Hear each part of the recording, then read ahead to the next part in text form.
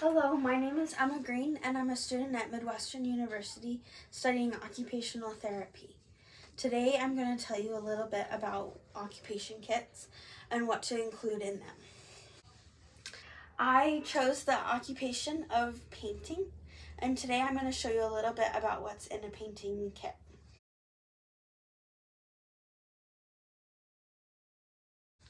The purpose of this painting kit is to be used in the home setting or in the clinic setting for maybe clients who enjoy painting and want to get back to that occupation that they used to do before injury or pre-diagnosis.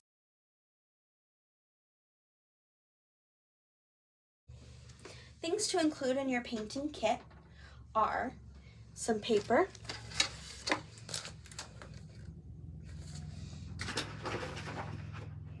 various sizes of canvases,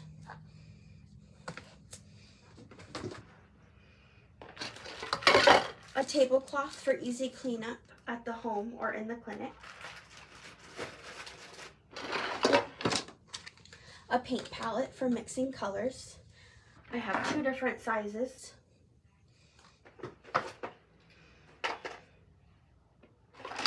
And then I have other various items to paint, such as this little trinket box,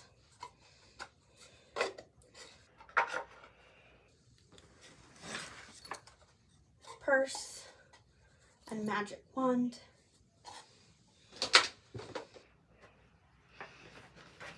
a silly little fish, and then I included like watercolors,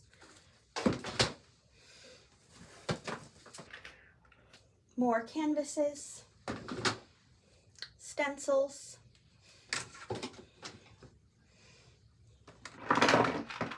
a different type of watercolors,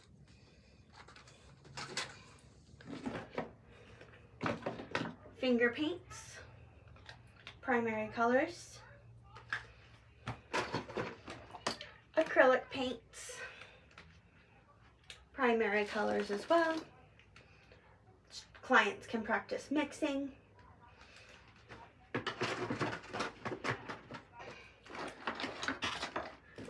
and then tempera paints.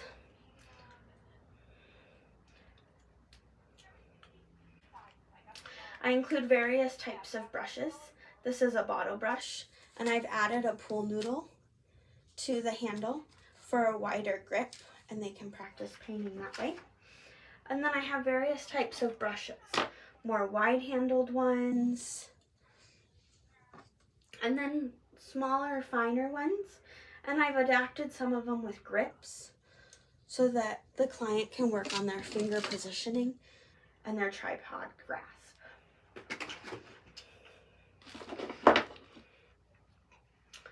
This is another type that I've found. They have more of a triangular handle, which will be easier for certain clients to hold on to. And then I included some paint mixing tools, some Q-tips for dot painting, a straw for blowing and splatter painting, and then these types of paintbrushes that are already pre-filled with paint, and the client just needs to practice their brush strokes. This here is the whole bag of paintbrushes that the client can use. More tools for mixing, fun brushes, and a bunch of adapted grips on the paintbrushes, depending on the client. Another thing I included was aprons. I have an adult size and an adolescent sized apron, and then a child size apron, depending on the client. Additional details of what the paintbrushes looked like will be included at the end of this video.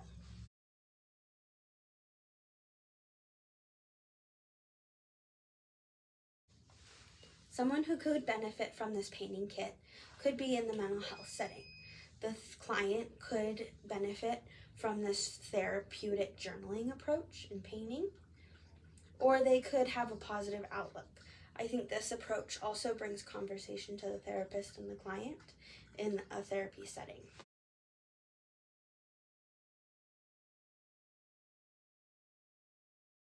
Another setting that this painting kit could be used in is in the pediatric setting, where clients may have goals on visual perception, crossing midline, and fine motor. Clients who also have sensory goals could benefit from the finger painting approach of painting.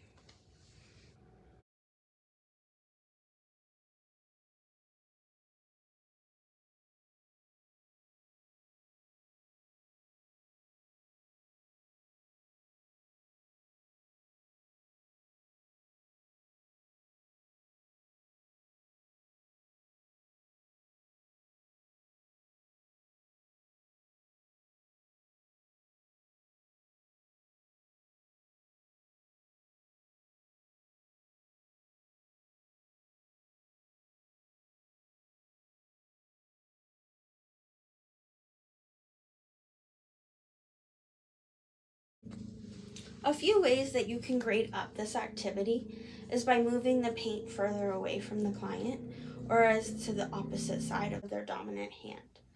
You can give more colored paint options. You can give them longer utensil handles with a thinner handle. And then you can place an easel and have them paint more of at a vertical standpoint. You can also have the client get their own supplies, such as water, paper towels, and use the bucket to set up their area.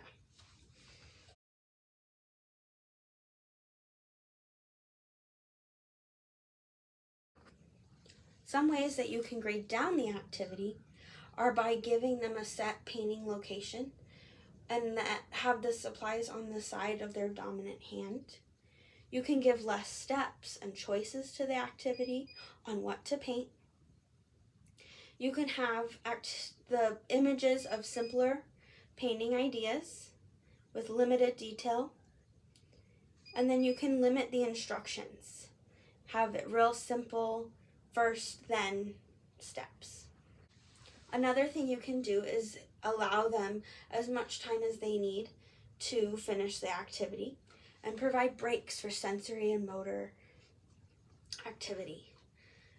Another way that you can grade down this is by having all of the materials already present and their workspace set up for them.